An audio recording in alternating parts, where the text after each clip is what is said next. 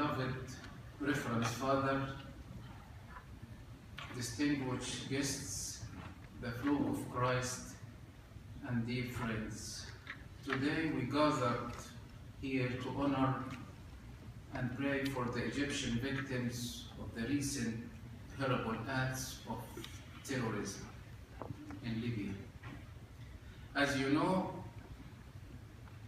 21 Coptic Orthodox Christians were excited on Libyan shores by the terrorist group who called themselves Islamic State, or Iraq and Syria, also known as ISIS.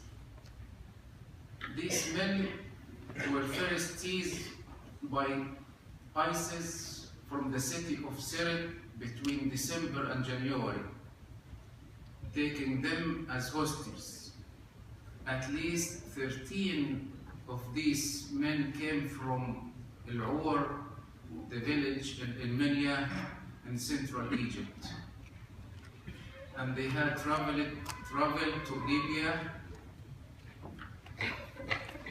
in an effort financially provide for their families while leaving behind wives, children, friends, and neighbors. In 2 Timothy chapter 3, verse 12, we read, "All who desire to live godly in Christ Jesus will suffer persecution." As you know, as you can see, this is not new, but continues to be a story of Christianity from its inception, where martyrdom and Christianity go hand in hand. Truly, those who wish to live their life for our Lord Jesus Christ will face persecution throughout all the ages. Despite of this, we take great comfort that those 21 martyrs will be honored, as the Lord Jesus said, "Whoever loses his life for my sake and the Gospels will save it."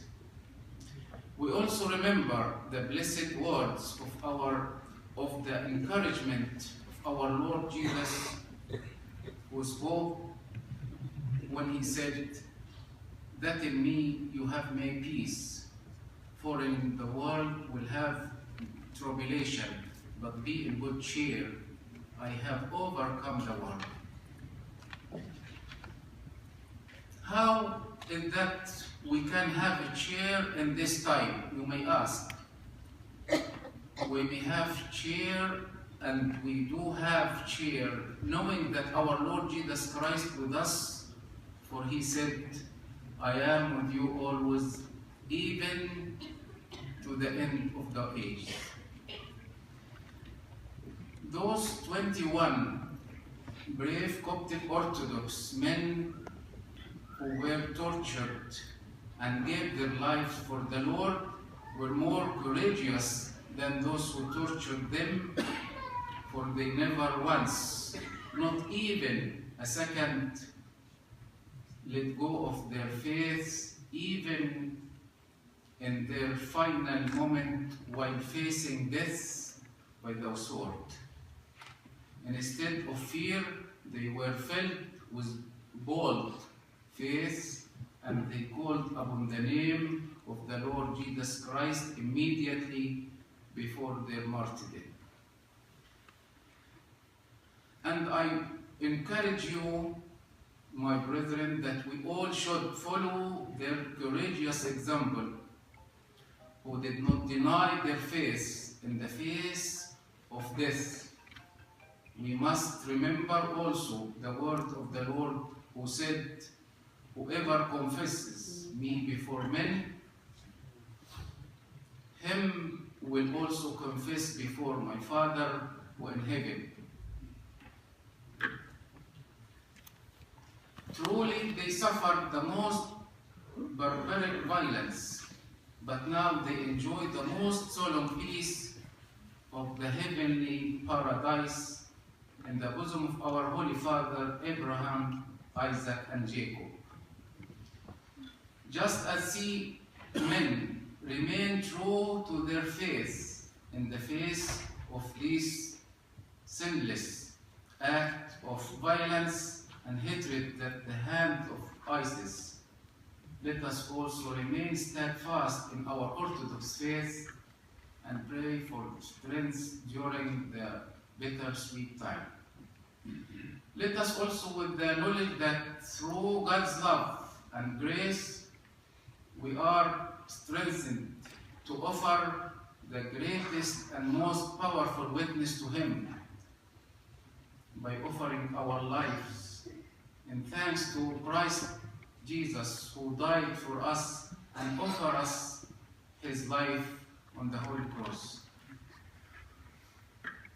We pray for the families who have suffered this great loss, the wife who have become widows, the children who have become fatherless, the mothers who lost their sons, the siblings who lost their brothers.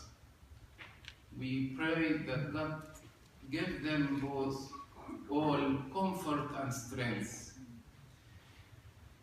In addition, we ask God to protect Christians and non-Christians in all parts of the globe, from the Middle East, Asia, Africa, Europe, North America, who have been victims of senseless acts of violence and hatred at the hand of terrorist groups such as ISIS. We also pray for the persecution of all Christians in Libya, especially as Egypt announced last week an effort to facilitate the exit of tens of thousands of Egyptians who live and work in that country.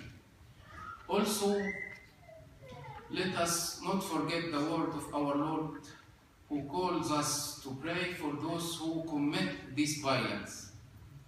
The Lord said to us, we should love our enemies and bless those who curse you, do good to those who hate you, and pray for those who spitefully use you and persecute you. So then, let us pray for these people who commit acts of violence against us.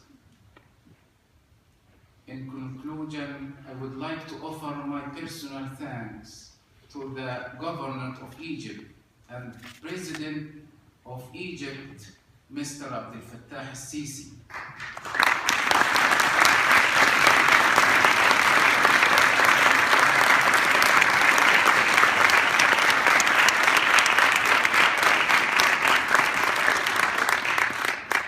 For all his effort to ensure the safe return of the remaining Egyptian citizens in Libya.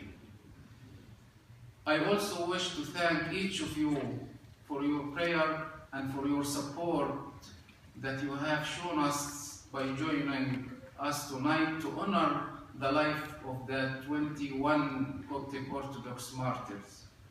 May God bless each of you, reward you, and keep you safe in the hands of the Lord Jesus Christ, whom we ask accept our prayers and fasting for the glory of His name.